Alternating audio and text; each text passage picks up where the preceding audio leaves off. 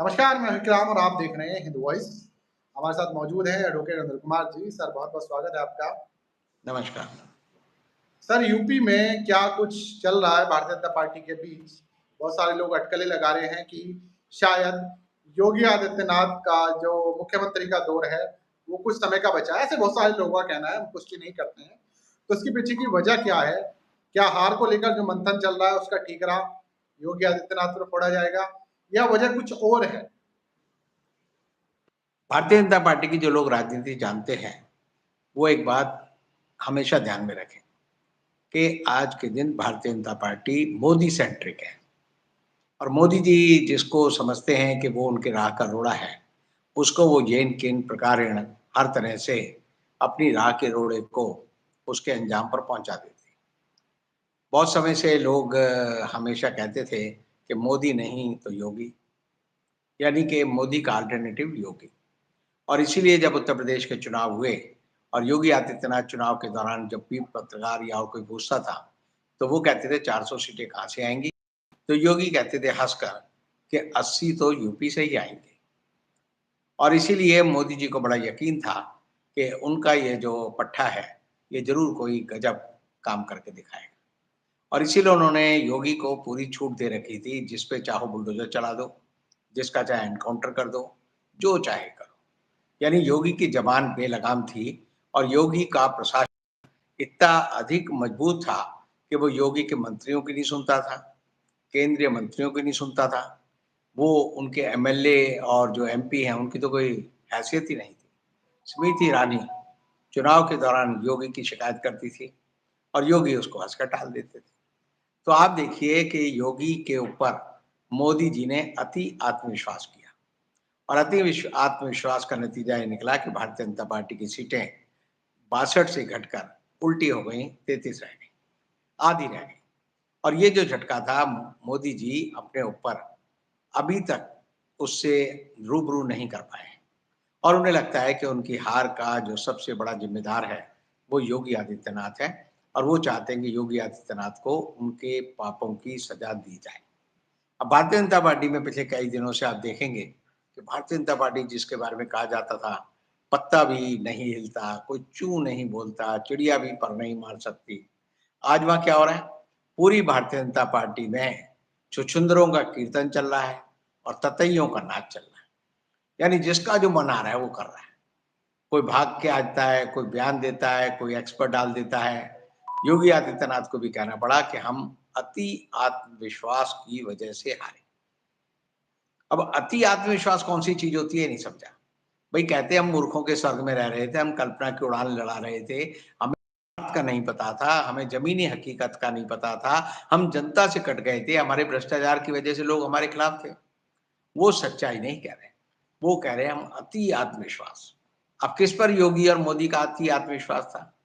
एक चीज़ पर था, इलेक्शन कमीशन पर था, ईवीएम पर था और उनको ये यकीन था कि गोदी मीडिया जो हर चीज़ को, सच को झूठ और झूठ को सच दिखा देता है, वो जनता के दिमाग में इस तरह ड्रिल कर देगा कि मोदी के अलावा कोई नहीं। बाबा नाम केवलम की तरह मोदी नाम केवलम, मोदी है तो मुमकिन है। आएगा तो मोदी ही। अब आएगा तो मोदी ही और मोदी के अलावा विकल्प नहीं है। तो हालत क्या हुई कि जब 240 सीटें आईं, तो ये ऐसे ही हुआ जैसे सोते-सोते गहरी नींद में कोई आदमी सपना देख रहा हो और धड़ाम से बिस्तर से नीचे गिर पड़े। तो उसे लगेगा भूकंप आ गया, भूचाल आ गया, क्या हो गया? तो मोदी जी, योगी जी, अमित शाह जी, जगत प्रकाश नड्डा जी और यहाँ तक कि मोहन भागवत भी, उन सबको पता चल गया ज़मीनी हकीकत क्या है। जनता के दिल से आप उतर गए हो और तुमने जो इतने दिनों लोगों को रंगे सियार की कहानी सुनाई, वो कहानी का पटक्षेप हो गया है और लोगों को पता चल गया है कि आपके अंदर आप भी हाड़ माँस के बने हो। आप में भी वही बात है और जो एक मोदी के बारे में चीज़ ब्रांड मोदी के बारे में थी, इनविंसिबल, अजेय है, मोदी को कोई हरा नहीं सकता। तो वो शायद इतिहास नहीं पढ़ते। हिटलर को भी मरना पड़ा था, उसने खुद गोली मार ली थी। मुसोलिनी को भी लोगों ने जो है उल्टा लटका कर उसके मुँह में जो है पेशाब किया था।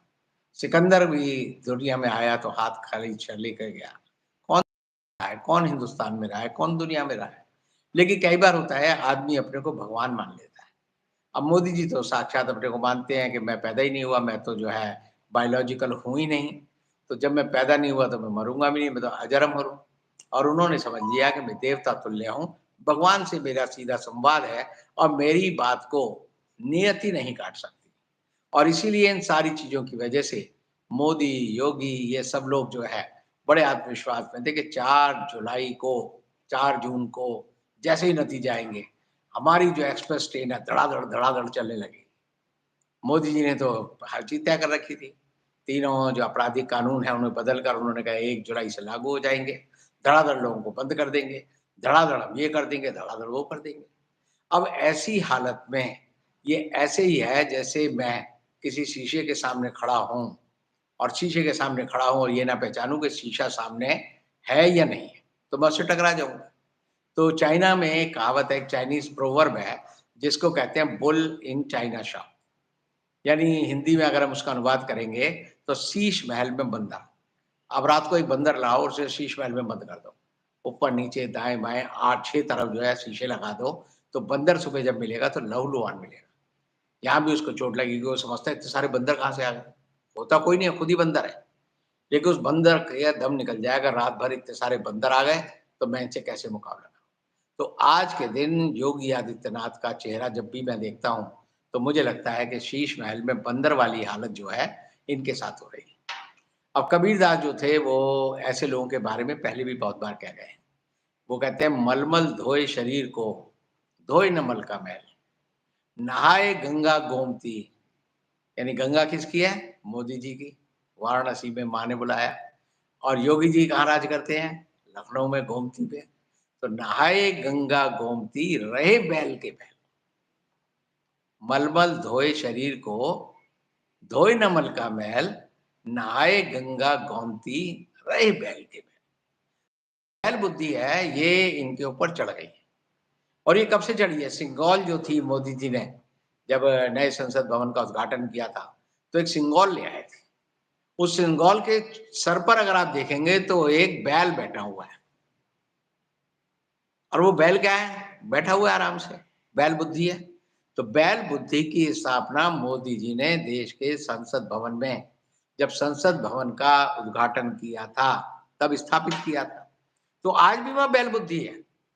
मोदी जी की बुद्धि जो है बैल बुद्धि है और इसीलिए जब वो राहुल गांधी को कहते हैं कि ये बाल बुद्धि है, तो लोगों ने उसका मुकाबला कहाँ से किया? बैल बुद्धि से। और अब 22 जुलाई से जब ये पार्लियामेंट का लोकसभा का सेशन होगा, रोज आप देखना वो बैल बुद्धि दिखेगी। वो जो सिंगल है वो दिखेगा और उसके ऊपर चढ़ा हुआ बैल होगा। तो बैल की ये कहानी आप अगर रूपक लें, तो भारत की जो हम पुराण पढ़ते हैं, महाकथा पढ़ते हैं, तो उसमें रावण के बारे में कहा जाता है, रावण के सर पर गधा बैठा था, गधा सवार था। गधे का लगाए थे, जब भी आप देखेंगे, रावण का पुतला हम फूँकते हैं, अब रामलीला आएगी, तो उसके सर पर गधा था। गधा का मतलब वो था तो बड़ा विद्वान, बड़ा चतुर, बड़ा भक्त था शिव का, लेकिन अंततः उसकी बुद्धि जो है काहे की थी? गधे की। सिर्फ़ वो जो है गधे की तरह जो है डर्राता रहता था। तो ऐसी हालत में मोदी जी ने जिस चीज़ का स्थापना संसद भवन में की है बैल की, उनकी बुद्धि भी बैल जैसी हो गई। और अगर मोदी जी को चाहिए कि वो चाहते हैं कि मेरा थोड़ा भविष्य सुधर जाए, लोग उन्हें अच्छे रूप में याद करें, बैल के रूप में याद ना करें, पहला काम लोकसभा अध्यक्ष ओम बिरला को बोलकर कहना चाहिए, भाई मुझसे गलती हो गई, इस बैल को यहाँ से निकाल दें। संसद भवन से जब तक सिंगौल के ऊपर बैठा हुआ बैल नहीं निकलेगा, आप लिख लीजिए, मोदी जी को लोग जो है बैल की तरह पूजेंगे, उनके बारे में ऐसी बात कहेंगे जो किसी आदमी को गले नहीं उतरेगी। अब भारतीय जनता पार्टी में क्या हो रहा है? भारतीय जनता पार्टी में नेताओं में जो है दौड़ लगी हुई है। केशव प्रसाद मौर्य भागे दिल्ली आ गए। भूपेंद्र चौधरी जो कि बीजेपी के यूपी के अध्यक्ष है, वो दिल्ली आ गए। योगी आदित्यनाथ भागे-भागे कहाँ गए? उन्होंने राज्यपाल से मिलने जा रहा हूँ, वो राज्यपाल से मिलने चले गए। और लोगों को पूरा मौका है अपनी मन की बात कहें, मन की भड़ास सिखाएँ और लोगों ने क्या कहना शुरू किया? असलियत फूट के आ गई।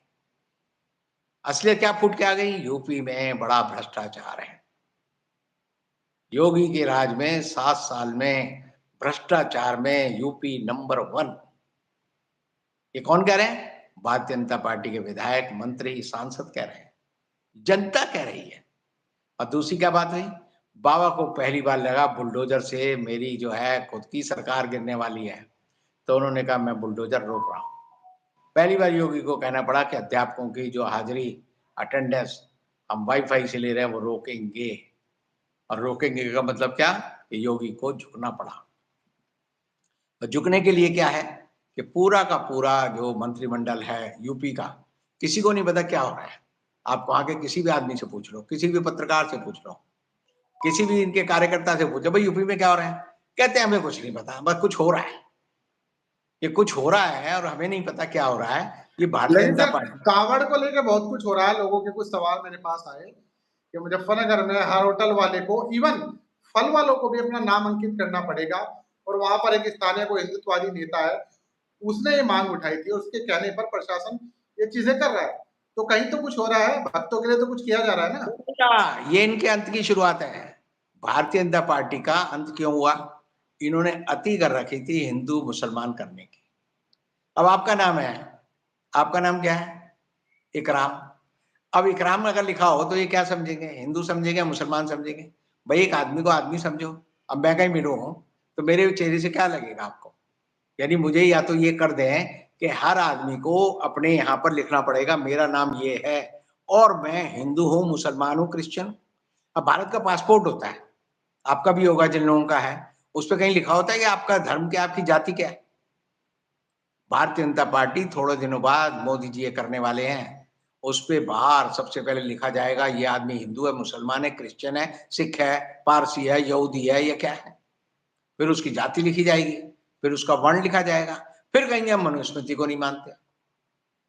आप खुद सोचिए, जब ये कह रहे हैं कि हर फल वाले को लिखना पड़ेगा उसका नाम, तो इसका मतलब है भारत के संविधान की अवहेलना कर रहे हैं। ये भारत के संविधान को, उसको मृत कर रहे हैं, उसको जला रहे हैं, उसका अपमान कर रहे हैं। और भारत का संविधान क्या कहता है, अनुच्छेद 13 और 14 में, इक्वलिटी बिफोर लॉ, हर आदमी को स्वतंत्रता है और उसके साथ किसी भी तरह से जाति, धर्म, आयु, वर्ग, लिंग, किसी भी आधार पर आप भेदभाव नहीं कर सकते। अगर सरकार ऐसा करती है तो आप समझिए भारतीय जनता पार्टी जो करने जा रही है, जो आप कह रहे हैं कि वो लिखेंगे, तो इससे ये अपनी कब्र खुद खोद रहे हैं, कब्र खुद खोद रहे हैं। क्योंकि आप जो है आदमी को अगर आदमी नहीं समझते, ये तो चलो मैंने मान ली इनकी बात, भाई आदमी का तो नाम हो गया। अभी कुत्तों में भी जातियां ढूंढेंगे, ये हिंदू का कुत्ता है, ये मुसलमान का कुत्ता है, ये हिंदू का गधा है, मुसलमान का गधा है। कई गाड़ियों में आप देखते हैं, मैं भी कई बार देखता हूँ, उस पर लिखा होता है हिंदू। अब उसका क्या मतलब हुआ हिंदू।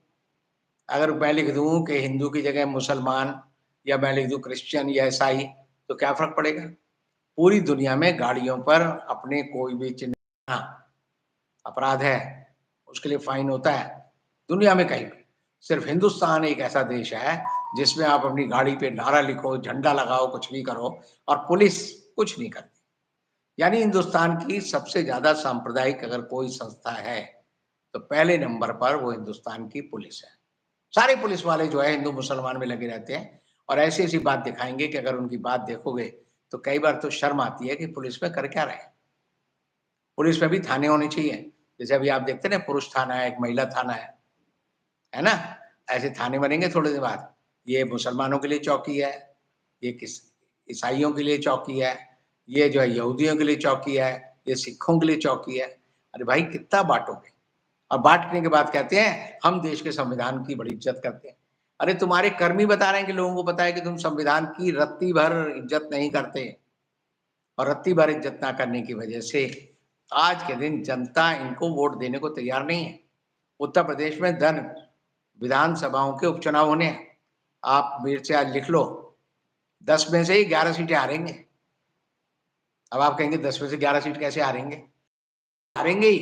11वीं इसलिए हारेंगे कि अगर एक भी आदमी जिसके अंदर मानवता है, भारतीय जनता पार्टी का वो सदस्य है या विधायक है या सांसद है, वो कहेगा मैं ऐसे नीच लोगों में, ऐसे लोगों में जिनका सोच इतना नीच है, मैं उनमें नहीं रहना चाहता।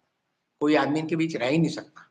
और रहने वाले जितने भी लोग हैं वो लोग हैं जिनको ईडी के डर से, सीबीआई के डर से जी या ईडी पकड़-पकड़ कर लाते हैं और कहते हैं कि ये बन जाओ। अभी एक संभल के एक डीएम का एक संदेश बड़ा फैल रहा है।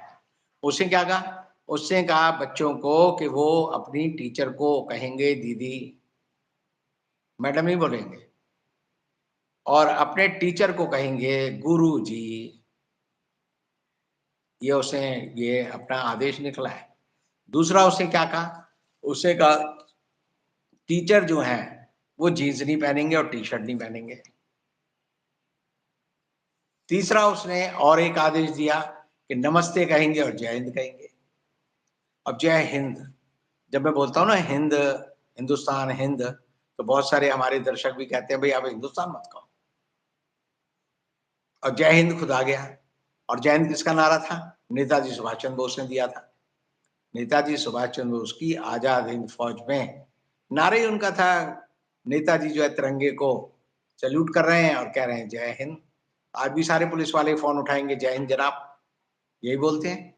तो आप समझिए घूम फिर कर लोगों की ज़ुबान में ये अपने मुहावरे डालना चाहते हैं, अपनी बात डालना चाहते हैं, अपने मुँह की ज़ुबान बोलना चाहते हैं। अब मेरी एक बात हो रही थी तो हमारे एक मित्र हैं योगेश, वो मुझे बोले जी अगर ये दीदी बोलेंगे तो ये अब राखी आ रही है, तो दीदी को तो बड़ी दिक्कत हो जाएगी। सारी क्लास के बच्चों के लिए बच्चे कहेंगे दीदी और दीदी को उन सबके लिए राखी लानी पड़ेगी, सबके कंधे पे लग जाएँगे। और जब दीदी के बच्चे की शादी होगी, तो सारे बच्चों को भात भरना पड़ेगा। क्योंकि अगर भारतीय परंपरा है, एक औरत को आप दीदी बोलते हैं, तो ये एक्चुअल में ये नहीं चाहते कि हिंदुस्तान के बच्चे विज्ञान, ज्ञान की बात करें, ये चाहते हैं हम अज्ञान की बात करें। तो अज्ञान का मुकाबला ज्ञान और विज्ञान से हो सकता है।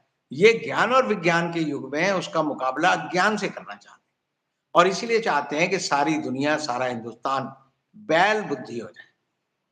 अब बैल बुद्धि हो जाए तो जाए, लेकिन जब भी आदमी जागता है, समझता है, उसको नींद आती है, उसके बाद वो सपने देखता है, फिर वो सोचता है कि हम कहाँ पहुँच गए। आदमी के अंदर एक बड़ी बुराई है, वो ये है वो कंपैरिज़न करता है। हर चीज़ को देखता देखता है, भई मेरे कपड़े साफ हैं, इसके गंदे हैं या इसकी कमीज़ मुझसे सफ़ेद क्यों है? आप बस में चलेंगे, इसके जूते मुझसे अच्छे क्यों हैं? इसकी शक्ल मुझसे अच्छी क्यों है? लोग अंबानी की शादी देखकर कहते हैं, इसने इतना पैसा कैसे खर्च कर दिया? मुझे जितने भी आदमी मिलते हैं, आज पूरा हिंदुस्तान 140 करोड़ लोग एक ही बात पर चर्चा कर रहे हैं कि इतना पैसे का भोंडा प्रदर्शन कैसे कोई आदमी कर सकता है? यानी एक तो होता है खर्च, एक होती है विलासिता, एक है नंगा नाच। पैसे का नंगा नाच हो रहा है और देश का प्रधानमंत्री जा रहा है। कभी आप सोच सकते हैं कि आपने कभी सोचा कि मनमोहन सिंह प्रधानमंत्री रहते हुए कभी किसी धनपशु क्या शादी में गए? क्या आपने कभी देखा कि पंडित जवाहरलाल नेहरू कभी गए? कभी इंदिरा गांधी कभी गई, अटल बिहारी वाजपेयी कभी गए।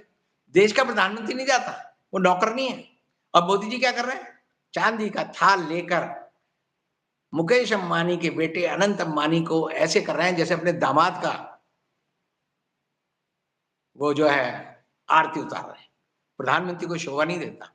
प्रधानमंत्री की जो लोग इज्जत करते हैं, मैं आज कह सकता हूँ शादी में वो दृश्य देखकर उनकी इज्जत करने वाले 90% लोग आज के दिन उनके इस कृत्य को कुकृत्य मानते हैं और सब जानते हैं कि देश में अब ये शादी नहीं थी, ये क्या थी? ये पीआर था, पब्लिक रिलेशन, संबंध कैसे बढ़ाएँ। नेता होते हैं ना, जैसे विधायक होते हैं, सांसद होते हैं, उनका एक काम होता है कि क्षेत्र में जितनी शादियाँ हैं, मान लो 20 शादियाँ हैं, तो बेचारे कार्यक्रम बना लेंगे शादी के दिनों का, सुबह से चलेंगे खटाखट, खटाखट, खटाखट सब जगह जाएँगे, फ़ोटो खिंचाएँगे और एक लिफ़ाफ़ा दे के आएँगे, आशीर्वाद का। वो क्यों आते हैं? क्योंकि उन्हें जनसंपर्क करना होता है। उन्हें लगता है शादी में गए हैं, तो शादी में जाएँगे, आराम से जाते ही अपना नमस्ते, नमस्ते, नमस्ते, वो बात हुई और मेरा जनसंपर्क पूरा हो गया। अब मोदी जी वहाँ के जनसंपर्क करने गए थे। मोदी जी ये करने गए थे कि मोदी जी झेप पिंडानी थी उन्हें। उन्होंने चुनाव में कहा था कितना पैसा अडानी और अंबानी का इंडिया गठबंधन को मिला है। टेम्पो के टेम्पो कितने जो है कितना काला धन जो है अडानी अंबानी का इनको मिला है, यही पूछ रहे थे। तो वो शर्म झेप मिटाने गए थे कि भाई वो चुनाव था, मेरी ज़बान फिसल गई, मेरी बुद्धि जो है खराब थी, बैल बुद्धि हूँ। मोदी जी अब किसी को गाली दे दें, किसी के सर पे मैं कहता हूँ कुछ भी कर दें, वो बड़े आराम से माफ़ी माँग सकते हैं कि मैं तो बैल बुद्धि हूँ। शराबी होते हैं ना, वो क्या करते हैं, शराब पी लेंगे, फिर जो उन्हें भड़ास निकालनी हो तो निकालेंगे, फिर सुबह कहेंगे भाई साहब मैं नशे में था। जो निकला वो शराब की वजह से निकला। तो आप देखिए शराब की वजह से तो निकला, लेकिन कभी आपने नहीं देखा होगा शराबी ने अपनी बहन को छेड़ दिया। छेड़ेगा वो पड़ोसन को ही, जिसको उसे छेड़ना है। तो बुद्धि सबको रहती है, लेकिन बैल बुद्धि होने के फ़ायदे हैं और मोदी जी ने जो सिंगल लगाया है, उस बैल बुद्धि के फ़ायदे वो उठा रहे हैं। लेकिन अब सबसे बड़ी बात है कि लोगों को समझ आ गई है। महाराष्ट्र में चुनाव है, हरियाणा में चुनाव है, जम्मू कश्मीर में चुनाव है, और जगह चुनाव है, तो आप देखिए लोग भाग रहे हैं।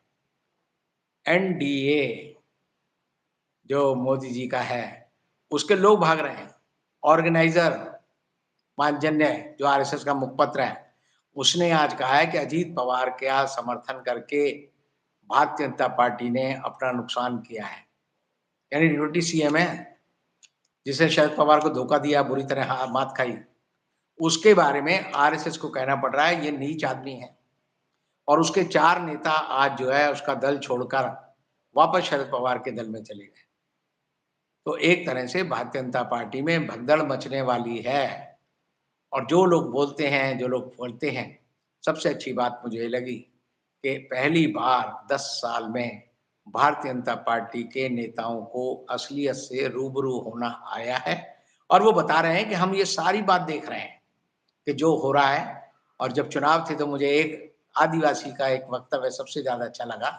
उसने कहा था हम अनपढ़ ज़रूर हैं, लेकिन हम समझते सब कुछ हैं। जनता भी समझती है और बीजेपी वाले भी समझते हैं और ऐसी हालत में कुछ भी समझ लो कि आज भारतीय जनता पार्टी के लोग अपने गिरेबान में झाँक कर देख रहे हैं कि गिरेबान में क्या है। और गिरेबान में क्या है? गिरेबान में सफा चट मैदान है, कुछ नहीं है।